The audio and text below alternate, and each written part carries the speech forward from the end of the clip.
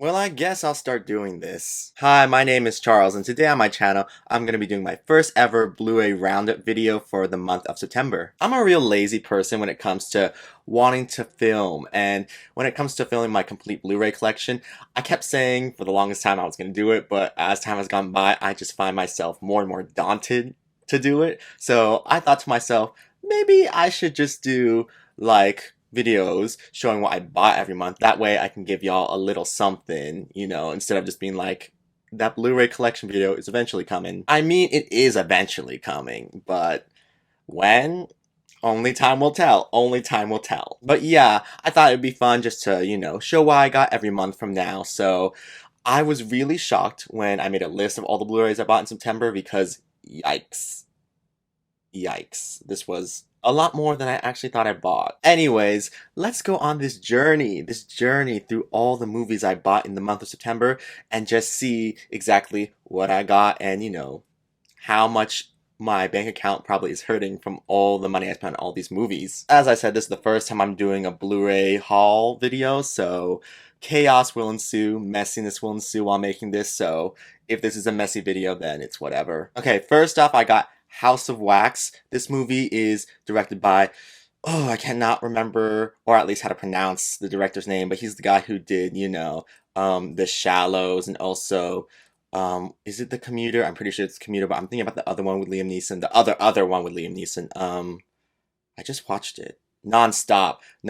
He's the guy, he also did recently Jungle Cruise, so this director is the guy who did all those movies, but this movie I recently saw for the first time this year, and I gotta say, I thought it was good, but clearly people didn't think it was good, and I think it's because it stars Paris Hilton, which is sad because this movie's actually good. The next movie I have is Letter from an Unknown Woman, starring Joan Fontaine and Louis Jourdan. It's directed by Max Olfis? Is that how you say his name? I don't know, but I have some of his movies in my collection, and this is one of his better movies, and I thought it was going to get a Criterion release, but when I saw it got this Olive Films video release, I said to myself, okay, I'll get it, but I've been trying to get it for the longest time, but it's always been in bad condition when it was shipped to me. But finally, on like what feels like, or is probably like the sixth or seventh time I've ordered it from Amazon, it came in a condition that I was very like, this will do, this will do. So yes, great movie. If you haven't seen it, go check it out because no one really talks about this movie when it's actually really great. And it's really short. I'm pretty sure it's only like an hour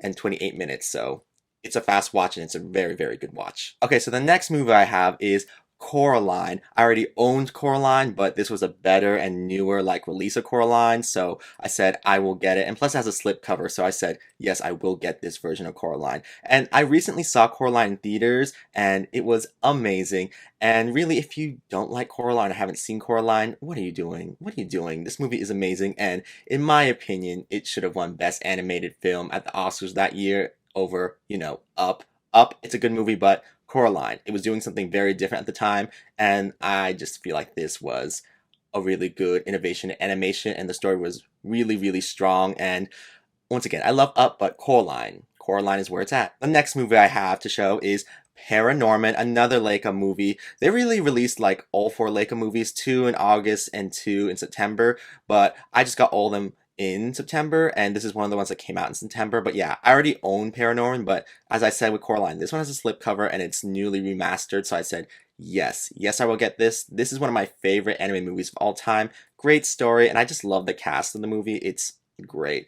And yeah, it was nominated for Best Animated Film again, like Coraline, and I would have liked it to have won, but whatever won that year, I think was pretty deserving. The next movie is The Box Trolls, and this movie I do not like that much. But then again, I want to support Leica because Leica deserves all the support in the world because they deserve like praise and Oscars. I mean, I know they have critical reception for all their movies, even this one, even though it's not their best, it's their weakest one, in fact. But they still have not yet to get the Oscar, and they are releasing a new movie, I don't know, maybe next year. And I saw like a little concept art of it, and it's based off a book. So my mind said we are going back to Coraline roots, where it's based off a book. So hopefully it will be strong enough to win because I just Leica. But anyway, this movie I need to rewatch it because when I watched it, wasn't the biggest fan, but it has Elle Fanning. Why could y'all not use Elle Fanning in a better one of your movies? You probably guessed what the next movie is, and it is Kubo in the Two Strings. This is another movie that I already own, just like Coraline and Paranorman. But once again, I had to trade the one I had in for this one because it's remastered apparently and has better features. And yeah, this movie thought it was going to win the Oscar that year. But once again, I forget what won, but it was probably something Disney or Pixar. They're both Disney. But anyway, it just really sucks when there's a movie that has interesting animation style and something that's really going for it with a really good story, and it doesn't win because the voters really apparently don't watch most of the animated movies and they just vote for Pixar. Prison Honey. Okay, let's spice it up and go to a different type of Blu-ray that I got, and that is Steelbooks. And the first one I'm going to show is Black Widow. This movie, at first watch, I was like, this is middle to Marvel, but upon second watch, I was like, but I actually do like it a lot, even though there's no huge, like, really big action sequences in the movie, and like that third act, like, there wasn't really a big action sequence, like, you know, the whole falling out of the sky thing was supposed to be really good, but it was like, not the most action packed, but I thought it was really well done. And at the end of the day, I do think this is better than like middle tier Marvel. I think it's like not like at the top of Marvel, but it's like in the middle between middle and top Marvel, you know? But I don't know. When I watched Shang-Chi recently, I was like, for some reason, after like around the halfway point, it's just not given what I thought it was gonna give. And it's not really making me that interested in the CGI, and the third act of that movie just was not helping that movie in my opinion. But this movie, I don't know, maybe it's because we know Black Widow for a long time and that, you know, it's rooted more in reality. Like, even though the whole thing at the end is like they're in a headquarters in the sky, we've established that like things like that can happen. But, you know, with Shang-Chi, it was like a whole fantasy thing. And I don't know, I don't think that was well established and done. But with Black Widow, I just thought the story worked really well and I liked the movie, and this Steelbook was the best looking Blu-ray they were releasing of the movie, so I said, we're getting this one. But yeah, this was hard to get in a very good condition because all the ones I kept buying like were in bad condition or the disc was loose, and then they sold out, so I was stuck with this one. But yeah, I got it. Next I have Perfect Blue, and I've been wanting to watch this movie the longest time, and I finally did after I bought it because look at this artwork. Look at this artwork. It is phenomenal. It's phenomenal artwork. And watching the movie for the first time, I was like, oh, wow. Because a lot of people were like, Darren Aronofsky's Black Swan takes a lot from, you know, Perfect Blue. And some people even say it is Perfect Blue. But watching Perfect Blue, I was like, there's two different messages in both this and Black Swan. They're telling two different messages. And sure, there are some visuals that are the same. But at the end of the day, I was like, they're two different movies. And there is some influence from this movie on Black Swan. But I don't think it's like the same movie. Because a lot of people were like, it's basically the same movie. It's not. And that whole thing where people were like, he bought the rights to this movie, that way he could use like the shot of like the main character in the bathtub screaming for Requiem for a Dream. I'm like, yeah, that is like literally the same. But at the end of the day, I'm pretty sure he just took visuals from this movie.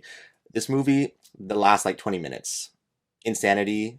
I was gagged, I was gooped, I was screaming, I was squirming, all the emotions because I was like, what is going on here? Next, I have the Steelbook that everyone wanted, and it was hard to get. I really wanted it, and I wanted to pre-order it, but it was hard to get because I guess I missed the pre-order window, and then it just disappeared from Best Buy's website altogether. But anyway, I got the Justice League Steelbook, and not just the Justice League Steelbook, Zack Snyder's Justice League 4K Steelbook. And do I like the movie? I think the movie is a very vast improvement over the original that, you know, Joss Whedon, like, butchered. But there's still some problems with this movie, but overall, I'm pretty sure, like, this is a pretty, like, it's not amazing and not great. It's in the middle of great and good. Like, that's why I gave it a 3.5 out of 5. But I think the movie overall is a very pleasant watch. And I just said to myself, why not? The artwork for this is really cool, so just get it. Even though I had to like get on eBay for a lot of money, I said, I'll get it. That's why it's still in the shrink wrap, because part of me is like, do I want to sell it for more along the lines? I don't know. We shall see. But I was just like, I'm gonna get it. And I did. And speaking of pricey, the next movie I got was the Manta Lab edition of Interstellar. Look at that holofoil. Oh my god, I had to get this. Am I the biggest fan of Interstellar? No. Have I seen it in a while? No. I have not seen it since, like, I'm pretty sure it came out in theaters, and I remember watching in theaters, and I think by the time the whole black hole stuff happened at the end, my mind was already like, what is going on here? But yeah, I was like, it's weird because I bought the Blu-ray of Interstellar, and then years later I upgraded to the 4K of Interstellar, and now here I am once again upgrading to this Manta Lab 4K of Interstellar because it's cool artwork. But look at this hollow foil. Look at it. It's rainbow, and it looks like the best artwork that I've seen for the movie on a Blu-ray or 4K that's come out, so I had to get it, and once again, not cheap. Not cheap, this was not. What I have next is the Manta Lab edition of the movie Us. Once again, look at this artwork. It's lenticular. Ooh, and it beats the Steelbook I have, so I think I will sell the Steelbook of Us I have already, or I might just replace the Steelbook in here with the Steelbook that I already have, because the Steelbook that's in this Manta, I don't really like it. I know it's like the original poster for Us, but I'm not feeling that poster. But yeah, this movie, I have to return to it because I've only seen it twice, and I wasn't like the biggest fan of it. I think Get Out is obviously Jordan Peele's more like, superior. That's the word, superior movie. But this one, there's a lot of interesting things here. But even him, he said that it's like a Rorschach test, and that people can take and make anything they want out of it. So I don't like when directors do that. I want a clear message from what they're trying to say with the movie. But very excited for Jordan Peele's next movie, Nope, which stars Keke Palmer and Daniel Kaluuya, and my God, why can I not remember his name? Steven Yeun. There we go, baby. Didn't forget you. Minari, Walking Dead, Oscar-nominated actor for lead actor. Baby, you did that for the Asians. But yeah, those three are in Jordan Peele's next movie. I'm very excited for that movie. I totally forgot about the Steelbook when I was doing the Steelbook collection section of this video. But anyway, I got Cruella. This is another movie where I was like, this isn't the best, but at the same time, I do like it. This movie is like messy. It's very messy, and I just don't understand why. When you have Craig Gillespie, who has done a lot of good movies, you have Tony McNamara, is that how you say his last name? I don't really remember how it's spelled, but the guy who wrote The Favorite and wrote like The Great, the TV show with Elle Fanning and Nicholas Hoult, and it stars Emma Stone and Emma Thompson. So I just don't understand why this movie is messy, but I do like it. But I told myself I need some time before I rewatch it. But this movie really is the personification of beautiful grounds, beautiful gowns, great gowns.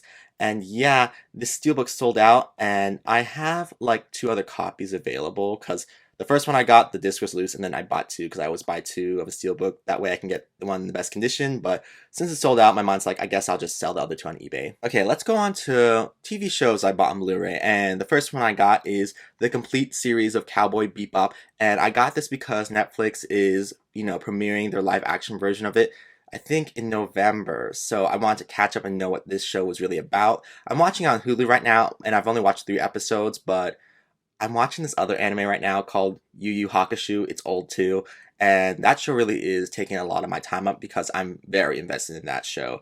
But this show only has 26 episodes, I believe, so I'm trying to savor it. But so far, I think it's good, and I can't wait to see what the live action does. Hopefully, they don't screw it up. Next, I have Lovecraft Country. I guess you would call this the complete series since it was canceled after 1 season. But yeah, I haven't seen it yet. It's on HBO, and I have HBO Max, so I can watch it anytime. But I heard it's great, and I heard there's a really good amount of performances throughout the movie. I heard Jamie Chung, the episode she was in, was amazing. And Courtney Vance just won the Best Guest Actor in a Drama Series Emmy for this. So it has to be good, but I just don't understand why they canceled it. It really sucks. But you know what? I'm just gonna hope this is good, and I got this very cheap, so I said, why not? Next up, I have season 1 and 2 of Discovery of Witches. I've never seen this show. I think I watched 1 episode of the first season because it was free for a while, but they're ramping up to season 3, and the reviews for both seasons are great, and I do love me Teresa Palmer and, Matthew Good. Yes, why did I not think that was his last name for a second? But it is Good, Matthew Good, and I just love the 2 of them, and I want to support them. So I will watch this show about a vampire and a witch who are in love and something like that. But yeah. Oh, you want to see what else I got that was really cool? Well, I got Project A. Yes, Project A, the Jackie Chan movie. And I also got the sequel, Project A 2? Is that what it's called? But anyway, I got them both.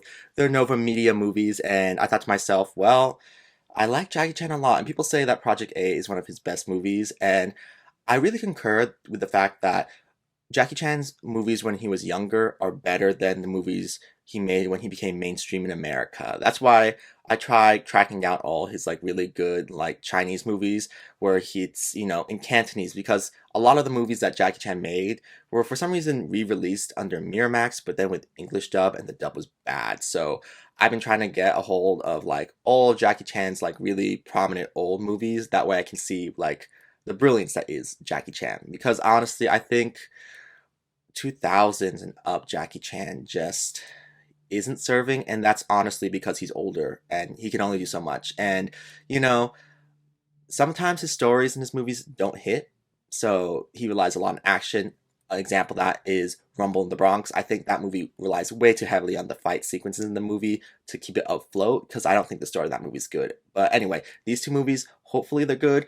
They were streaming on Paramount Plus, but when I saw it was English only, I said, no, babe, no, we're going to wait until these get here. That way I can watch them in Cantonese. I think I showed Project A and Project A2 in reverse. I think I showed Project A2 when I was talking about Project A, and then Project A2, I was showing Project A. So, you know what? It's whatever, but at least I acknowledged it right now, and I don't want to refilm it, so you're gonna see the mess up right there. As I said, this is gonna be messy. Okay, moving on to movies that have, slip covers on them. The first one I got is Vertigo. I think this is an amazing Alfred Hitchcock movie. I mean, who doesn't think Vertigo is like one of his masterpieces? But like, I had this on Blu-ray, but once again, I wasn't really actually planning on buying this, but when I saw it in store, I said, the slipcover is in such perfect condition.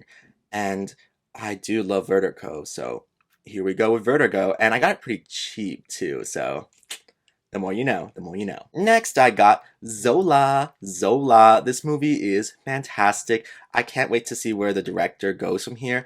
And I've always loved Taylor Page. Pretty sure that's her name. If I'm wrong, then I'm sorry. But from Hit the Floor, I love that show. Only acknowledge season 1 through 3. And the special that was kind of supposed to close everything out. Only watch those because season 4 was a mess, a mess. But this movie, it's great. I cannot believe I never heard of the Twitter thread that this is based off of, but I do want to search it out now if it still exists, but yeah, movie great. Everyone in the movie is great, and yeah, check it out if you haven't already because it's a very short movie. The next movie I got was Rear Window, and I got this at the same time I got Vertigo, and once again, I already had the Blu-ray, but the slipcover was so good. It was like really good condition. This is really good condition of the slipcover that I couldn't turn it away, and once again, it came at a great price where I got it, so I wasn't gonna look gift horse in the mouth, that's a saying. So I got it, and this honestly probably is my favorite Alfred Hitchcock movie, but it's probably mostly everyone's favorite Alfred Hitchcock movie, so that's not a bold statement to say at all. Next up, I have Spring Breakers, and I bought this on eBay. The slipcover is the best condition you're gonna get for this movie because this movie came out almost a decade ago, and have I watched it? No. I have not watched this movie. Should I watch it? Yes, yes, I should. Now that's my collection. But I'm scared. I'm scared. But I kind of know what happens in the movie because I've seen like the plot synopsis online before, and I've watched like one of my favorite YouTubers like watch this movie, so I kind of know what happens, but watching it like in full by myself is going to be a different experience. But I got this because I was watching Only Murders in the Building, which Selena Gomez is in right now, and I just want to see this movie because this is one of her like first like serious adult roles.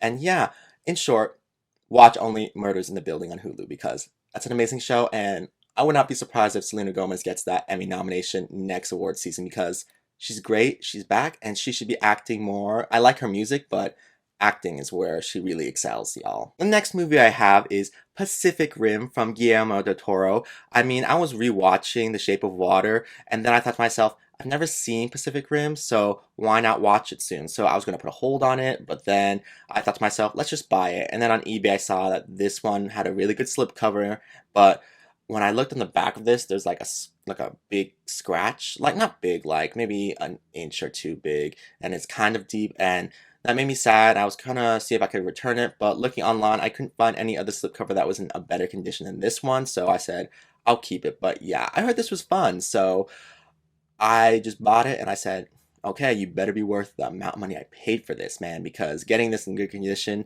at this time, hard. Dang, we are at the final leg of this video. I cannot believe I'm here still doing it, but I am, and if you're still watching, wow, attention span. Y'all have an attention span.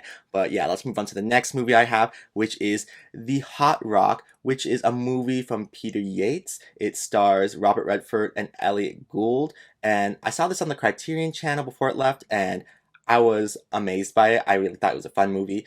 And then I saw it was only in the Twilight Time like collection and it was sold out. So I bought on eBay for bid, but I got it pretty cheap to be honest. Like it was only 20 something dollars. So considering it's out of stock, like I got it at a good price. Next I have The Best Years of Our Lives, and I haven't seen this movie, but it won Best Picture and it won a bunch of awards, including like Best Actor for Frederick March. So I said to myself, we should see it because a lot of people that I follow on Letterboxd like say this is a good movie. So I said, let's just get it and hope it's good. If it's not, I'll just sell it. But from what I hear, it's a really good movie. So about like post life, post, World War II. And I really love movies that dissect like the aftermath of war on people, specifically men and also women in the home life. So this probably will be up my alley, but if it's not, then I'll just sell it as I said. But the cast of this movie is stacked, so I probably will like this. The next movie I have is The Best Little Whorehouse in Texas, and iconic Dolly Parton movie.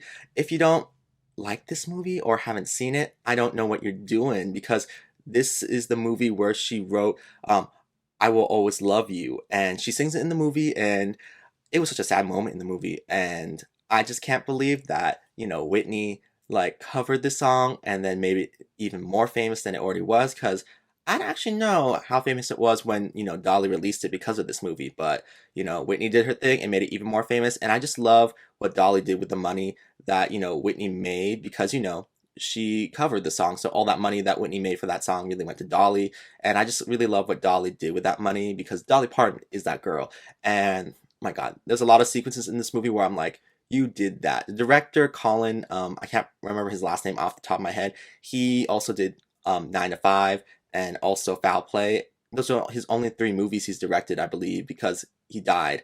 And I think all 3 of those movies are excellent, and I just think that we should talk about him more. Even though he only made 3 movies, he made 3 excellent movies. Next, I have Let's Make Love starring Marilyn Monroe. This is a movie that I bought before, but like it was in bad condition, so I sold it. But I got it again in an even cheaper price in an even better condition. So you know what? There's a plan for everything, blah blah blah. All that jazz that people say that the universe aligns, blah blah blah blah blah. But yeah, I've never seen this movie, and I'm psyched to see it because Marilyn Monroe, she was turning out bops. She had a few flops in my opinion, but the girl really did deserve an Oscar nomination for Gentlemen Prefer Blondes and also, Some Like It Hot, and also The Misfits. If you haven't seen that, go watch it because that movie, she gives a great performance, and that's a good movie too.